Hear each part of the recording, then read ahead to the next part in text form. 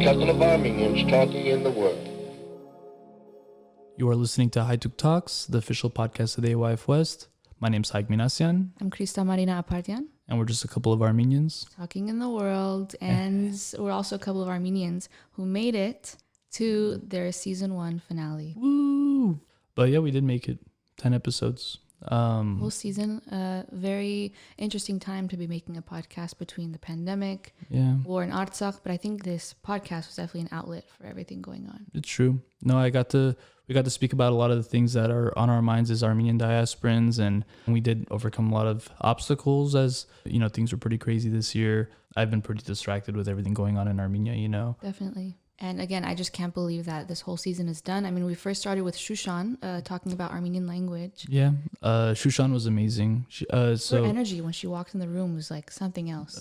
She's so charismatic, and we've never done something like this before. This was a new project for us, so she really made that first interview really easy for us to do. Yeah. But that was such a cool episode, and if you guys didn't notice, at the end we had a third perspective, a producer, Armen Shirikian. He actually led our second episode on Rex Kalamian, an NBA coach. Yes, Coach Rex, who's funny enough, obviously, of course, with an Armenian guest, we end up knowing someone in their family. Mm-hmm. Rex is the uncle of our childhood friend from Orange County, Blue Kalamian. Yeah, and he's actually the one that drew our chalk wall graffiti of our logo, our Haituk Talks name. Actually, if you've seen maybe some of our older photos. Yeah, in the studio. Yeah, they always seem to be 1 or 2 degrees away. Everyone knows someone that knows the other person at the end of the day. And that's honestly how, if anyone's ever asked, like, how do you get your guests? It's you ask a person and they know someone. So it's awesome. And same with Alex, third episode on Armenian dance. Yeah, speaking of which, no, I've danced with Alex and Armenian all over the place, and I've gotten the episode he knows about ethnic Armenian dance and kind of the reawakening, the movement about it, and I've had to hear this spiel of his over and over again, and I was like, we gotta just get it on a podcast, so take a listen. It was a fresh spiel for me. I mean, I did Armenian dance for years, and I didn't realize until that interview that I wasn't fully doing Armenian dance. I mean, I was. It is Armenian dance, but he talks about like ethnic folk dance, and what we realized was a lot of the dance that we've learned is, more of a modernized version of it, So that was cool. It was got a political twist to it. But speaking of which, also with friends, Kohad, one of our friends from the East Coast, AYF, amazing, intelligent scholar.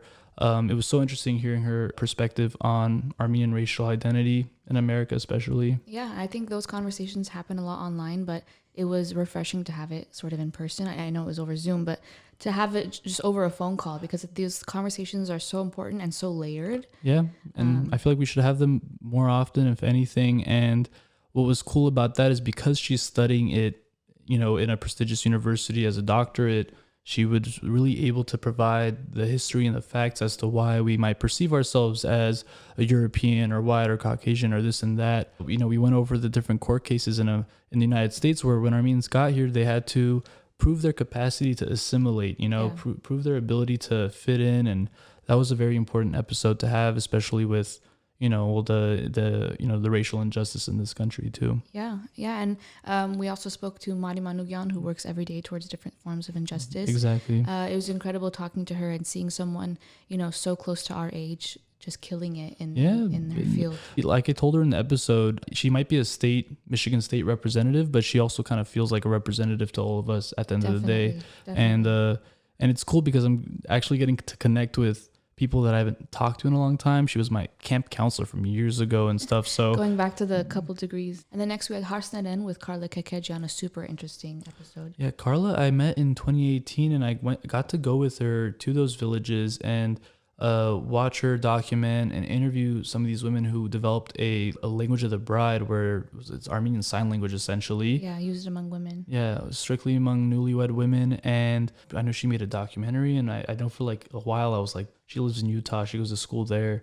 It's like, when you're in town, we got to record this real quick because everyone's going to find it so fascinating. Yeah, that was one of the episodes where we left with even more. I mean, every episode we leave with even more questions because we get immersed in these topics. But that episode, especially because it's such a sort of untouched subject that wasn't known about until recently. So it's going to be interesting to see where her research takes her in the next few years. Yeah, we recorded that in one of our friends' houses, actually, right? Lori Kasabian's home. Under a blanket. Under a blanket, because for the soundproofing and stuff. So it's, if you guys could see what that scene was like of us all under a blanket recording, it was pretty funny. COVID had us experiment with where we were recording. Yeah, but we're completely mobile now. Yes. Speaking of which, I mean, our Haituk Talks first episode on the road, I got to go all the way to Fresno, California. Unfortunately, you weren't there for the musical episode, Krista. I wanted to go so bad.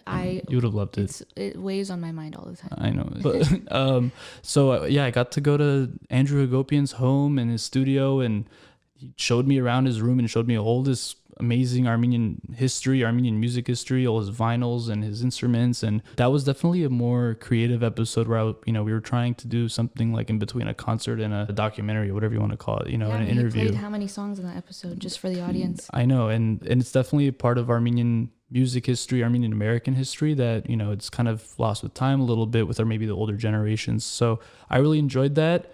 And I really enjoyed also playing Dumbek with him. And Krista, I'm telling you, if you were there, we could have had a whole band. You could have been playing the piano. Well, I guess we'll just have to do a part 2. Because I'm itching to do that. I know.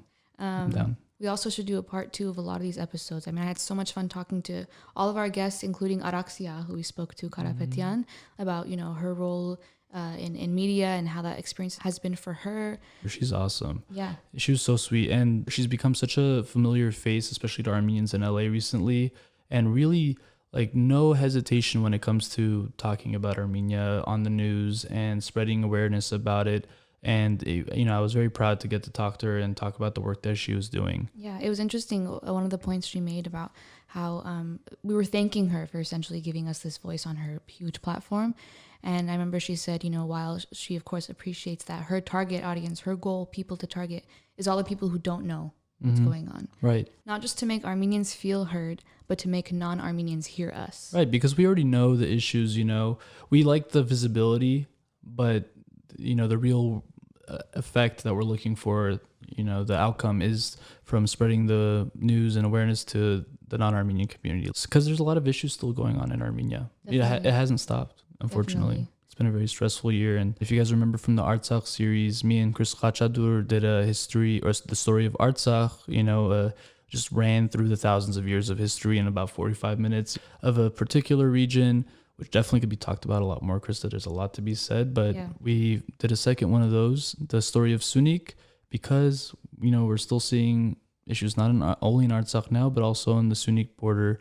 And we thought it was important to also highlight the history there. I really want to do more of those, Krista. No, they're important and they give good context. I love the history episodes because as a listener, I tap into it and I get to absorb it. There's a reason why I'm calling it story. It's story time. We're just going to take you through the years, and I really enjoy doing those. I mean, if I could do any other podcast, it would literally be me and Chris doing something like this where we can just nerd out about Armenian history. It's really cool, and it actually leads into our final episode, which was with Finn, our only non-Armenian guest, I guess you could say, right? Yeah, that's right. Well, he's a Zartunk Media journalist in Armenia. He's been there since the beginning or halfway through the war in the fall, and he's been there ever since. And he's been doing a lot of important work that we will see the results of very soon. We spoke to him about his experience, first of all, what brought him from Canada to Armenia. And a non-Armenian's perspective of everything that was happening out there. Right. And then his work. He was the only one to get to record or really document that phosphorus poisoning, the phosphorus burns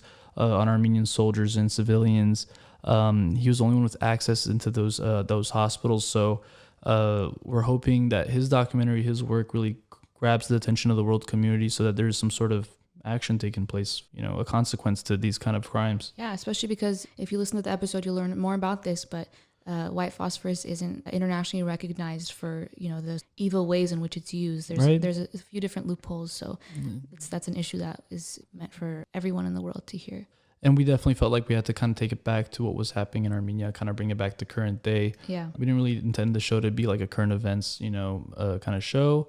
We want to highlight all the beautiful things, all the interesting things that it means to be an Armenian, what it means to be an Armenian in the diaspora, all the different aspects. That's one of the, the themes of this show. So if you didn't get a chance to listen to any of these, please make sure to go back and listen to us couple of Armenians Talking in the world. talking in the world. But really, this was a team effort. It definitely was. I mean, the whole Haituk Talks team was made up of AYF West members and our amazing council. We have Armen Shirikan, who really helped get this going. And one of our main producers helped editing. We also had Kev Bagdasaryan helping with editing. Right. Natalie Akikan also helped with editing. Yeah. Then we had also had Kanar Bagdasaryan and Angelique Alexander, like associate producers. Couldn't have done it without them. Harut Demirjan and Aram Masarejian assisted in producing and helping with the research and, creating the questions. Right. And then if you guys saw our social media posts, we couldn't have done that without Zaven and Kevork Madenlian, who helped with the social media. All the graphics. It really was a team effort. And lastly, we want to thank, of course, each and every person who's listened. This podcast was for you, as much as it was for us to dive deeper into topics we're interested in. It was something we wanted to create for each of you to learn more about these topics and have that sort of sense of community via audio. I mean, you guys all supported us during our first season, and that meant a lot. I hope everyone really enjoyed it. Make sure to go listen back, and we will be back for another season. Yes, that's right. Some things might change with the next season, but stay tuned. And until then, go back and listen to all the episodes. If you've listened to it, listen to it again. If you missed one, go back and catch up. Tell your friends, tell your mom, tell your family, tell everybody.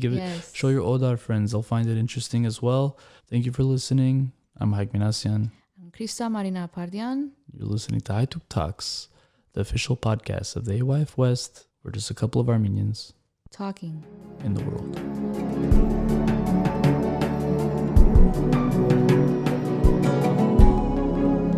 A couple of Armenians talking in the world.